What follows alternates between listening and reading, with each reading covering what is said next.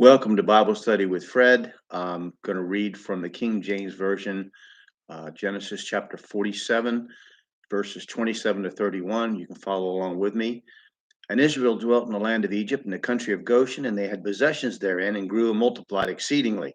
And Jacob lived in the land of Egypt 17 years. So the whole age of Jacob was 147 years. And the time drew nigh that Israel must die. And he called his son Joseph and said unto him, If now I have found grace in thy sight, put, I pray thee, thy hand under my thigh, and deal kindly and truly with me. Bury me not, I pray thee, in Egypt, but I will lie with my fathers, and thou shalt carry me out of Egypt, and bury me in their burying place. And he said, I will do as thou hast said. And he said, Swear unto me. And he sware unto him. And Israel bowed himself unto the bed's head, upon the bed's head. We find another reference to the cultural practice of putting a hand under someone's thigh to declare an oath. Abraham made his servant swear an oath that he would get Isaac a voluntary bride from his own people. Genesis 24:2. And Abraham said unto his eldest servant of his house that ruled over all that he had, Put, I pray thee, thy hand under my thigh. In verse 9, and the servant put his hand under the thigh of Abraham his master, and sware to him concerning the matter. Now I dare say that none of you who are of a sound mind regard this as a requirement for you to be holy, that you place your hand under someone's thigh to make a promise. If it is not in your cultural frame of reference, you pass over this like you would a verse number or a word you don't know and are too lazy to cross reference to look up elsewhere. So, for cultural practices that we know have an historical reason, we are not required as a matter of holiness to practice. For instance, in 1 Corinthians 1, 1 Corinthians 11, 1 Corinthians 11, Paul tells them to follow the instructions he has given them and adds a but to include a practice of their own. He agrees with them that their woman should have long hair, while at the end of the brief argument, he admits it is not required practice in churches elsewhere. 1 Corinthians 11, 1 to 16. I want to read this. But ye followers of me, even as be ye followers of me, even as I also am of Christ.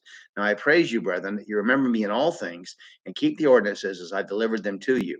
But I would have you know that the head of every man is Christ, and the head of the woman is the man, and the head of Christ is God. Every man praying or prophesying, having his head covered, dishonoreth his head. But every woman that prayeth or prophesieth with her head uncovered, dishonoreth her head. For that is even all one as if she were shaven. For if the woman be not covered, let her also be shorn. But if it be a shame for a woman to be shorn or shaven, let her be covered. For a man indeed ought not to cover his head, forasmuch as he is the image and glory of God. But the woman is the glory of the man. For the man is not of the woman, but the woman of the man. Neither was the man created for the woman, but the woman for the man. For this cause ought the man that woman to have power over on her head, because of the angels. Nevertheless, neither is the man without the woman, neither the woman without the man in the Lord. For as the woman is of the man, even so is the man also by the woman, but all things of God. Judge in yourselves. Is it comely that a woman pray unto God uncovered? Doth not even nature self teach you that if a man have long hair, it is a shame unto him?